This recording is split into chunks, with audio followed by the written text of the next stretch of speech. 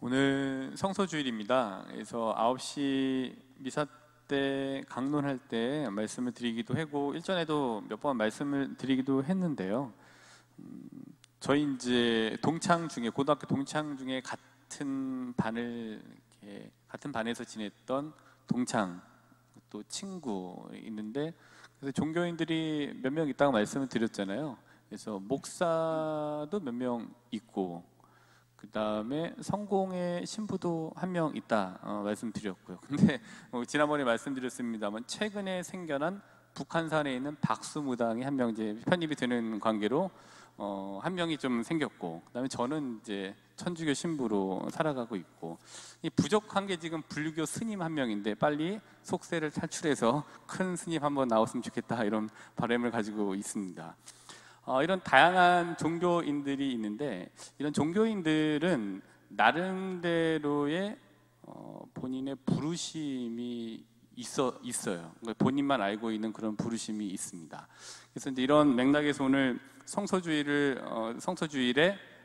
성서에 대해서 몇 가지 말씀을 드리도록 하겠습니다. 성서주일은 결국엔 이제 부르심에 대해서 말씀을 드려야 되는 날이기도 한데, 저보고 아니면 또 신부님들이나 스님들한테 왜 사제가 됐습니까? 또 수도자가 되셨습니까? 라고 질문을 하시면은 글쎄 크게 뭐 어떤 계기가 있는 분들도 있는데 잘 모르는 경우들이 있어요. 그거는 왜냐하면은 본인만 아는 울림으로서의 성소를 받았기 때문에 본인만 알고 있어요. 아, 이게 그런가 보다.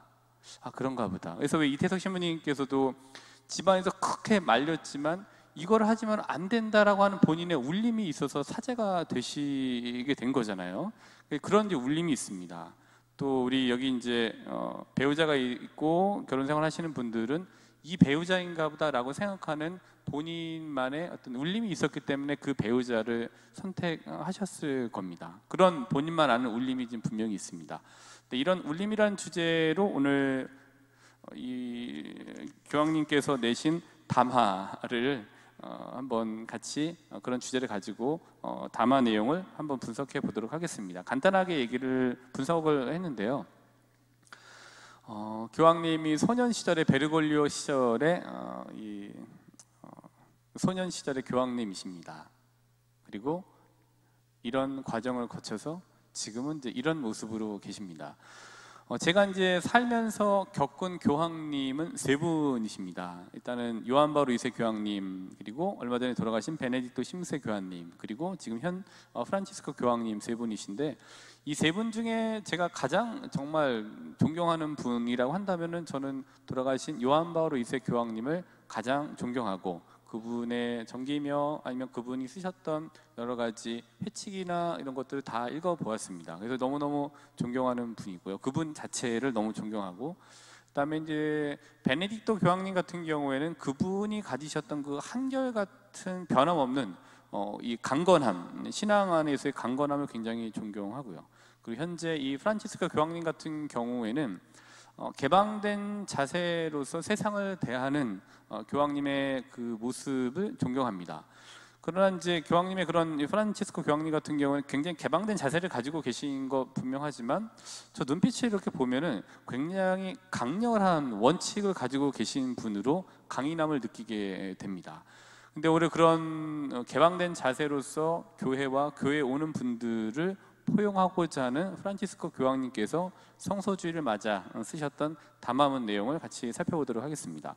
우선 이제 프란치스코 교황님 같은 경우에는 본인 나름대로의 성서를 받으신 계기가 있었습니다. 1953년도에 이제 우연치 않게 고해성사를 성당을 지나가다가 보게 되었는데, 거기에서 인생의 이제 전환점을 맞이하시게 됩니다. 거기에서 당신만 아시는 울림을 포착하게 됩니다. 1953년 9월 21일입니다. 그때 그렇게 돼서 결혼하려고 했던 여자도 있었지만 결국에는 이제 결혼을 하지 않고 네 길로 이제 들어서시게 됐습니다. 그래서 이제 그때 그 고해성사로 인해서 거기서 포착된 그 울림이 첫 번째로 교황님의 인생 전환을 맞이하게 된 굉장히 핵심적인 사건이 되었고, 두 번째로는 이 담화문 안에 이렇게 표현을 하고 계십니다. 지금까지 지속되는 흔적을 남긴 날이었다, 이렇게 얘기를 합니다. 성소는 일종의 흔적과도 같아요. 나만 아는 울림, 그 나만 아는 흔적이 있어요. 그리고 그걸 가지고 이제 살아가게 됩니다.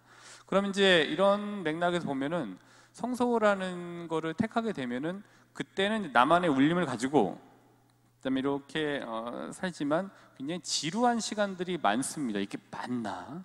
이게 아닌가? 뭐 이럴 때가 있어요. 근데 그때도 우리는 그때 확신을 가지고 갈 때 이렇게 진행이 되게 됩니다. 그래서 저는 이거를 성소의 스노우볼 효과 이렇게 얘기를 합니다. 처음에는 작아요. 그러나 이거를 가지고 하나님께서 나를 부르셨다, 이 길로 나를 부르셨구나라는 거를 가지고 계속 노력하고 지속적으로 그거를 키워나가려고 고군분투할 때 이런 이제 스노우볼처럼, 눈덩이처럼 처음엔 작지만 그게 불어나는 속도가 굉장히 커집니다. 그래서 성소의 복리 효과라고도 말할 수 있습니다.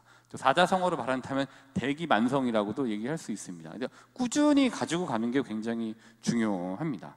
근데 이런 성소 같은 경우에는 이렇게 표현해 볼 수 있는 것 같습니다. 성소는 앞서 말씀드린 바와 같이 나만의 울림으로 받아들이실 수 있습니다. 그리고 나만의 울림이 있습니다. 저도 뭐 저만의 울림이 있었습니다. 그래서 여기에 그 울림인가 하고 쫓아오게 됐고 현재 이 자리까지 오게 되었습니다. 그리고 이제 두 번째로 교황님이 말씀하셨던 거를 보면은, 두 번째로는 성소라는 거는 자유로운 의지에 기반한 개방된 선물 나눔이라고 표현해 볼 수 있는 것 같습니다. 즉 성소를 우리가 막 은총이고 선물이고 기회이고 이런 걸 얘기하는데, 성소, 그러니까 나만의 울림인 성소를 가지고 거기 이제 투신해 살아갈 때 거기에 그거를 나만 편협되게 그거를 내가 성소를 갔을 때 이거를 나만 해야지, 나만 독식해야지라고 하는 마음을 가지고 가는 거는 올바른 성소가 아닙니다. 성소는 기본적으로 나눔이라는 거를 가지고 있습니다. 그래서 내가 하느님께로부터 받은 소명을 나눔을 통해서 더 커지게 만드는 게 성소입니다. 그래서 스노우볼처럼 그렇게 커지게 되어져 있습니다. 근데 앞서 말씀드린 바와 같이 지루한 시간들이 있습니다. 사제생활도 굉장히 지루한 시간들이 많이 있었습니다. 그래서 처음 보좌가 됐을 때 첫 맞이했던 월요일 날 너무 지루했습니다. 사제 월요일이 이런 거면은 이걸 어떻게 평생 월요일을 맞지? 막 이런 두려움이 있었습니다. 근데 그런 시간들이 나만의 시간으로 만들어지면서 월요일이 기다려지게 되는 거죠. 그때 크게 됩니다. 결혼 생활도 처음에 있었던 마음들이 계속 가면 좋지만 지루한 시간들이 분명히 있으시잖아요. 그래도 그거를 이렇게 서로 이겨냄으로 정이 쌓이고 그러면서 이렇게 결혼 생활에 큰 복리 효과들이 자식을 통해서 아니면 다른 걸 통해서 이제 이루어지게 되는 거죠. 나만의 울림을 만났던 배우자, 또 나만의 울림으로 만났던 하느님을 선택한 자, 그런 것들이 다 나눔을 기반으로 하고 그거를 지루한 시간들을 견뎌낼 때 스노우볼처럼 이제 커지게 될 수 있는 것 같습니다. 이제 이런 걸 가지고서 제가 이제 성소를 나만의 울림을 받았던 성경 내용을 한번 찾아보게 됐는데요. 마태오복음 4장 19절을 한번 찾아보도록 하겠습니다. 마태오복음 4장 19절은 예수님께서 이제 첫 제자를 부르신 장면들인데요. 어부 네 사람을 제자로 부르시다. 4장 18절부터 22절까지인데요. 19절에 보시면 이렇습니다. 예수님께서 베드로와 또 안드레아를 보시고 나를 따라오너라, 내가 너희를 사람 낚는 어부로 만들겠다라고 말씀을 하십니다. 근데 이 말씀이 그들만에게는 굉장히 다른 울림으로 왔기 때문에 성경에 표현된 대로 보면은 20절에 보면은 그러자 그들은 곧바로 그물을 버리고 예수님을 따랐다. 근데 본인의 생계를 버리고 즉시 따를 정도라면은 본인이 받았던 울림에 대한 확신이 굉장히 컸던 거라고 볼 수 있는 거죠. 그래서 이제 이들은 이렇게 따르게 됐습니다. 근데 이거를 따르지 않고자 하는 사람들이 들으면은 이 사람들하고 들었던 울림하고는 전혀 다를 겁니다. 그냥 별 내용이 아닙니다. 따를 필요가 없습니다. 근데 이들에게는 분명히 울림이 크게 작용했던 거죠. 나를 따라오너라. 내가 따라갈 만 하겠구나라는 확신이 이제 탁 있어서 본인의 생계를 놓고 예수님을 따라가게 됐죠. 나만의 울림이 있었습니다. 근데 여기는 이제 나만의 울림만 나와져 있다고 보는데 이것이 조금 심화된, 그러니까 성소의 심화된 모습을 볼 수 있는 것은 지난주에도 또 말씀드렸던 루카복음 19장 1절부터 10절의 말씀입니다. 이건 이제 제가 너무 좋아하는 복음 말씀이라고 누누이 말씀드렸는데, 예수님과 자케오에 대한 부분입니다. 자케오 내용은 사실 생각할 수 있는 여러 가지 여지들이 너무 많은 이 내용입니다. 여기 보시면은 자케오가 5절에 보시면은 이렇게 되어져 있죠. 예수님께서 위를 올려다 보시면서 자케오에게 이르셨다. 자케오야, 얼른 내려오너라. 오늘은 내가 너의 집에 머물러야 하겠다라고 5절에 말씀을 하시죠. 이때 자케오는 본인만 아는 예수님에 대한 울림이 있었던 거예요. 그래서 확신이 있었던 거예요. 아, 이분을 빨리 쫓아가야 되겠구나라고 하는 본인만 아는 울림이 여기에 있었던 것 같습니다. 그리고 나서 이거는 이제 나를 따라오너라 했을 때 곧바로 그물을 버린 것과 같지만, 여기에서 더 심화된 모습을 보여주는 거는 8절이라고 볼 수 있습니다. 자케오가 8절에 보면은, 그러나 자케오는 일어나서 주님께 말하였다. 보십시오, 주님, 제 재산의 반을 가난한 이들에게 주겠습니다. 그리고 제가 다른 사람 것을 횡령하였다면 4곱절로 갚겠습니다 라고 이야기를 합니다. 그러니까 자유로운 의지에 기반한 개방된 선물 나눔이라고 하는 거를 8절을 통해서 자케오의 모습을 통해서 볼 수 있게 되는 것 같아요. 나만 아는 울림을 가지고 예수님을 따르고, 근데 그거는 나만 독식해야지라는 것이 아니라 나눔이라는 걸 통해서 구현되는 거죠. 성소는 그런 거라고 말할 수 있습니다. 우리가 받은 결혼 성소도 아니면 사제 성소도 아니면 다양한 다른 성소는 이런 나눔을 통해서 더 크게 구현되고 스노우볼처럼 이렇게 되게 된다고 좀 볼 수 있는 것 같습니다. 성소라는 거는 나만의 울림인 거죠. 그리고 자유로운 의지에 기반한 개방된 선물 나눔이다. 기억해 보시면 좋을 것 같습니다. 그리고 성소는, 장소로서의 성소는 지금 내가 있는 자리가 이 장소로서의 성소이라고 말할 수 있습니다. 그리고 부르심으로서의 성소 마찬가지로 지금 내가 살아가고 있는 꼴이, 그 형태가 그 성소라고도 말할 수 있는 것 같습니다. 한 가지 한번 더 찾아보면은 요한복음 20장 16절을 보시면은 이런 맥락에서 저희가 이해해 보실 수 있을 텐데요. 요한복음 20장 16절에 보면은 마리아 막달라나에게 예수님께서 나타나시게 됩니다. 자케오는 한번 넘어갈까요? 마리아 막달라나에게 이제 나타나시게 되죠. 그래서 이제 마리아 막달라나가 누가 주님을 꺼내갔다, 예수님인지 알아보지 못하고 어디 있는지 알으시면 좀 얘기해 주세요라고 했는데, 이때 20장 16절에 보면 예수님께서 마리아야 하고 부르셨다. 그러자 마리아는 돌아서시어 히브리 말로 랍부니 하고 불렀다. 16절은 이런 내용입니다. 근데 여기에서 마리아야 라고 한 이 부분은 나만 아는 울림과 같은 거라고 보여집니다. 마리아야 라고 하는 나만의 울림. 그다음 여기에 계시는 신자분들의 세례명 아니면 성함이 있을 때 하느님께서 그렇게 부르시는 거예요. 뭐 베드로야, 그 나만 아는 울림이 있죠. 근데 베드로야 라고 해서 뭐 이 중언본 그런 것들이 있지 않고, 베드로야 했을 때 내가 이 길로 가야 되겠구나 라는 것이 그냥 직관적으로 오게 되는 울림들이 이제 있게 돼요. 그게 분명히 있습니다. 여기서 마리아야, 나 여기 있다, 이 얘기 안 하지. 그냥 마리아야 라고 하는 것 안에서 중언부언 필요 없이 그냥 다 느껴지게 되는 거죠. 그러면서 얘 여기 있습니다 라는 말을 여기에서는 히브리 말로 랍부니 라고 표현한 것 같습니다. 랍부니는 이제 스승입니다, 뭐 이런 선생이다 라는 얘기이긴 하지만, 랍부니라고 했던 마리아 막달레나의 대답은 얘 여기 있습니다, 주님 저를 찾으셨군요 라고 하는, 제가 당신을 만나게 되었습니다 라는 말이 포함되어 있는 거라고 볼 수 있습니다. 나를 따라오너라, 그리고 자케오에 얼른 내려오너라, 마리아야 라는 거는 같은 궤로 이해할 수 있는 것 같아요. 그 사람들만 알 수 있는 울림, 그게 그들의 성소의 모습을 받았을 때 모습을 보여주는 것 같습니다.